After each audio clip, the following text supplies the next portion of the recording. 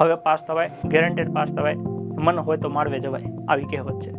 મન હોય તો માળવે જવાય. તમે અંદરથી બિલીવ કરતા હો, અંદરથી માનતા હો કે હું આ પરીક્ષામાં પાસ થઈશ, આ ભરતી મારા માટે જ આવી છે, જો આવું થિંકિંગ રાખો અને તમે એ સેન્સમાં મહેનત કરો તો હજી પાસ થવા માટે તમારી પાસે પૂરતો સમય અને સંજોગ છે.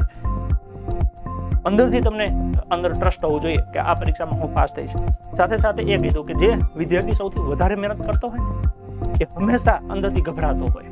જો તમને અંદરથી ગભરાટ થતી હોય કે હું ના પાસ થઈશ તો સમજવાનું તમે પાસ થવાને સૌથી પહેલા લાયક છો. કેમ કે ગભરાટ એને જ થાય કે જેને કંઈક ડેડિકેશન આપ્યું હોય, કોઈને ફોકસ કર્યું હોય, એને કંઈક સ્વપ્ન જોયું હોય તો એને બીક લાગે કે કદાચ એ પૂરું નહીં થાય તો. તમે મહેનત કરી હોય, આયોજન કર્યું હોય, સમય આપ્યો હોય તો તમને બીક લાગે. પણ જેની જિંદગીમાં કદી ફોર્મ ભર્યા પછી પાછું વળી ન જોયું હોય એને ખબર છે હું નાપાસ થવાનું છે, એને એની બીક લાગે. એને તો બીક એ લાગે કે ભૂલથી કદાચ નામ આવી જાય તો હું કરી. બરાબર છે? એટલે કદાચ ગભરાટ થાય, મહેનત કરતા હોય તો ચિંતા નહીં કરવાના. મારા આ શબ્દો યાદ રાખજો. ગભરાટ થાય ઓકે ત્યારે યાદ રાખવાનું કે સાહેબ કહેતા હતા ઓકે પાસ થવાના આ લક્ષણો છે.